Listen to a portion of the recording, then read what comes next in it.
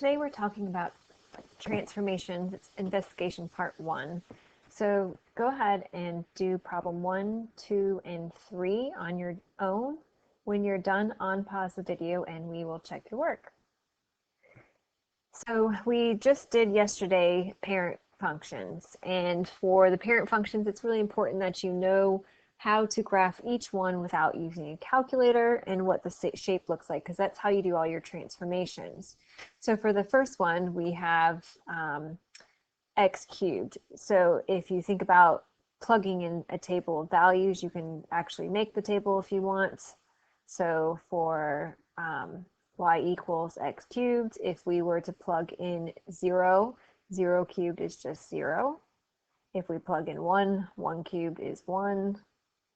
And if we plug in 2, 2 cubed is 8. And so if we do some negative values, -1 cubed would be -1, and -2 cubed would be -8. And that gives us the shape of our parent graph, which is f of x. So for the next one, we have x cubed plus 4. So that means, remember that anytime it's on the outside, not attached to x, that's going to be moving your graph up or down. So if we add 4 to each of these points, go up 1, 2, 3, 4. Of course, that would be off our graph. You would get this new graph right here, which is h of x. So that one was up 4. And the next one, if you have -4, it's going to be counting down 4 from each point.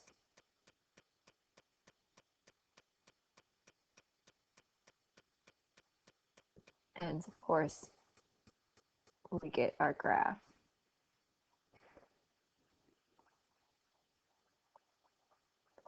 And so that's nothing new because we've been moving graphs up and down for a long time, since Math 1. You can even confirm this if you were to plug this into your calculator, y equals, and look at the graphs.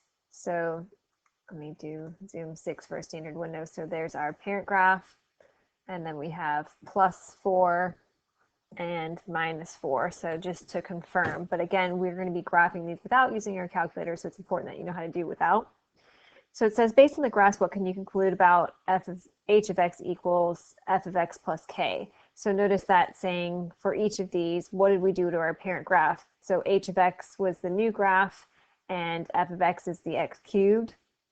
So that means for the first one, if we have plus k, it's going to move up k units,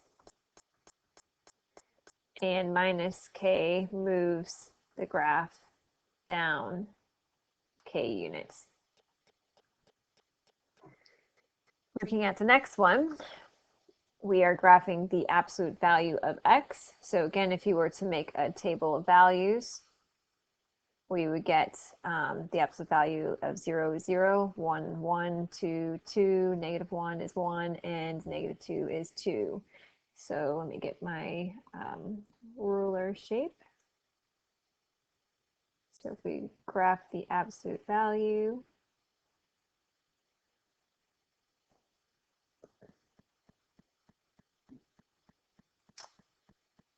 let's go the other way. All right, so that makes our absolute value graph. So that is f of x. So now notice that unlike the last problem where we were adding and subtracting things on the outside, so if it was on the inside, it would have been like if I would have had h of x is equal to x plus 4 cubed. That is different than this one, which is on the outside. So when it's on the inside attached to x, how does x move on your graph? X moves left or right. So we know this is going to be a horizontal movement. So remember that horizontal movements are opposite thinking, which we learned. We've already graphed absolute value functions in the beginning of the year. So remember we said that this moves left 5, and this one would move to the right 5 units. So let's do this first one in purple. So if we're going to move right 5, so that means my vertex would be right here. Get our straight line tool.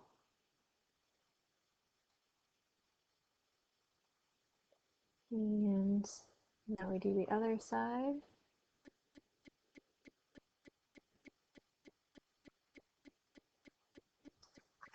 And so that gives us our moving to the, oops, sorry, that was our right 5. So that one, let me just do this, sorry, that was the right 5, which is this one. And now we're going to do this one right here, which would be left 5. So if I count left, that point would be right there. So we just need to draw our graph.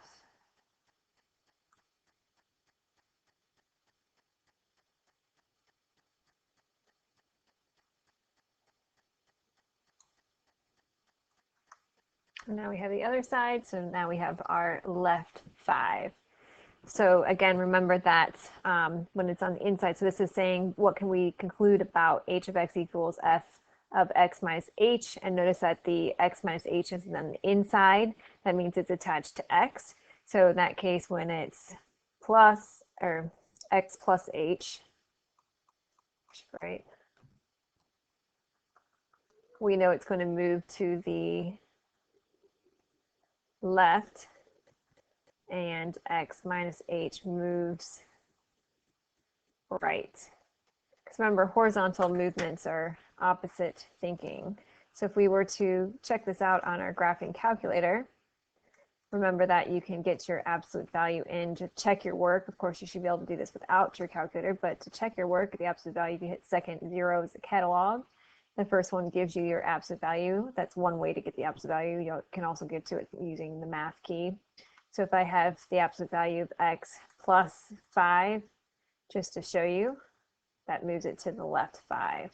And if we were to do minus 5, that moves it to the right 5. So if the equations were instead y equals the absolute value of x plus 5, this one would move it up 5. So notice it's on the outside. So now let's go ahead and look at the square root function. So if I want to draw a table real quick, remember that's our square root function. We don't have values because it's a square root that are negative underneath the even root. So I can't do the square root of -1. It's imaginary, which we don't graph. So we have the square root of 0, which is 0. The square root of 1 is 1. The square root of 4 is 2, and the square root of 9 is 3. So we can use those values. So we have 0, 0, 1, 1, 4, 2, and 9, 3. So this would be our parent graph. And the transformations we are making to our parent graph. So the first one, notice the negative is on the outside. So if I put the negative on the outside of the table, then that is going to reflect our graph moving down. So if you just go to your y equals and we do the square root of x versus the negative square root of x. So it's just going to take all their values when we're plugging in x and make them go down. So this would reflect across the x-axis. That's what we say. So that is 1 away there, 2 away, and 3 away. So that was the first graph. And if we do the next one, the negative, now notice it when it's underneath. So if I switch this and make it so the negative is now underneath the square root, what do you think is going to happen? So now it's attached to x, and things attached to x are horizontal movements, so they change your x's. So that would mean you were doing a reflection across the y-axis. So this reflects across the y-axis. And so this point would stay here. This one's 1 away. Then we have 4 away, so 1, 2, 3, 4, and then 9, -9, 1, 2, 3. So that would be that graph right there, moving from our parent graph. So we just said that when it's on the outside not attached to x, it's reflection across the x-axis. And when it is attached to x, it reflects across the y-axis. So those are the different types of reflections. So going down here, it says, we're going to summarize. So for each of the following, describe the transformations happening to the function. So take a minute to pause the video and write them on your own. When you're done, unpause and we'll check our work. So looking at the first one, notice the negatives on the inside. So that is, we just said, a reflection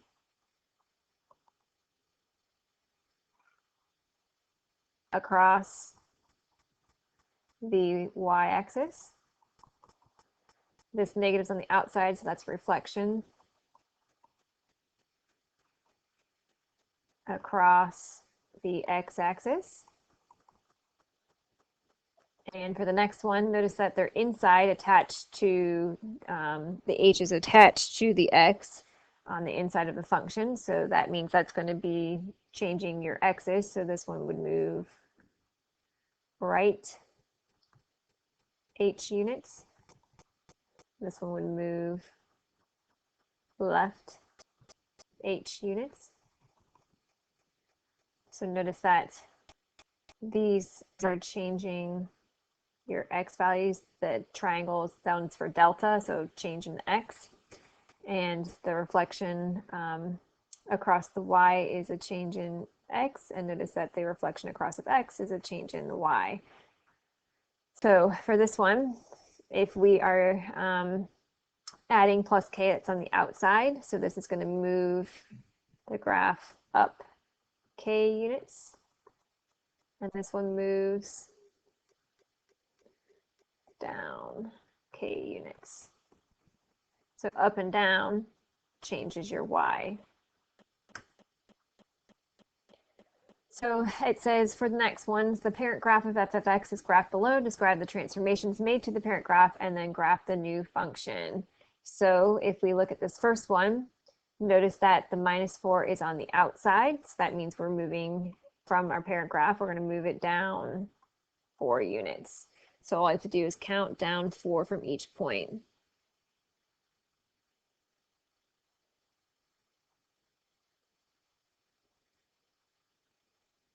And then I'm going to connect each value that I have. So that would be our new graph moved down 4.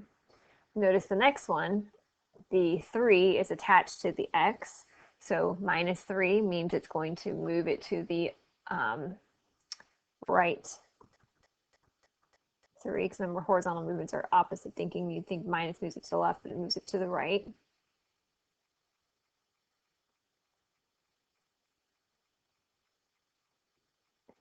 So this would be right 3.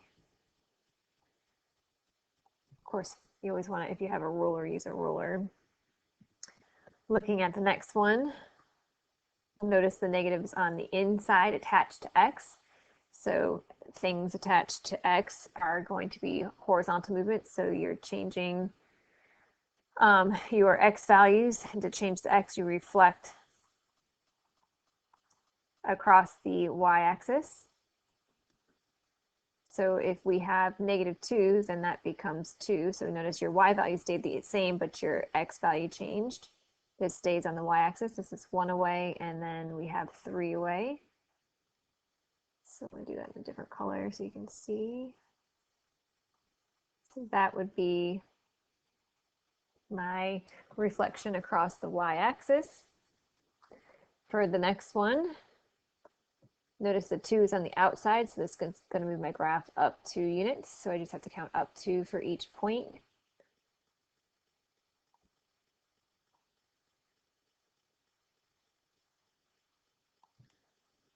the next one, if you notice, is on the inside attached to x, and it's +3. So that means it's going to move it to the left 3 units.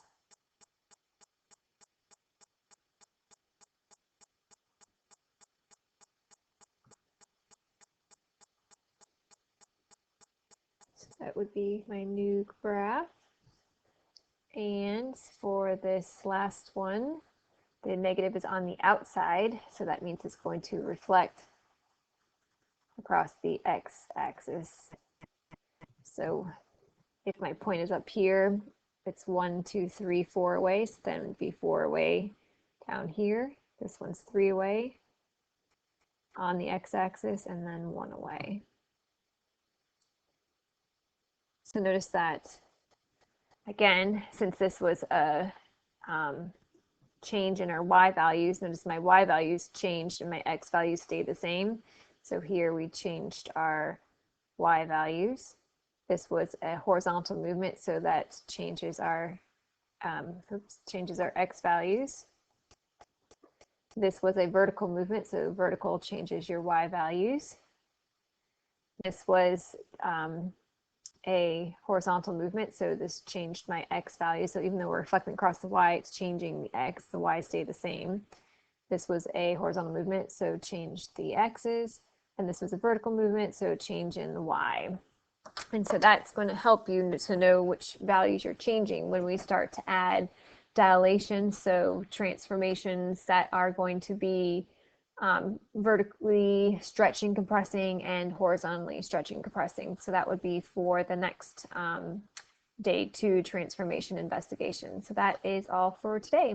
Again, make sure that you know how to graph each of the parent functions. Make sure you know the shape of the graph without your calculator use.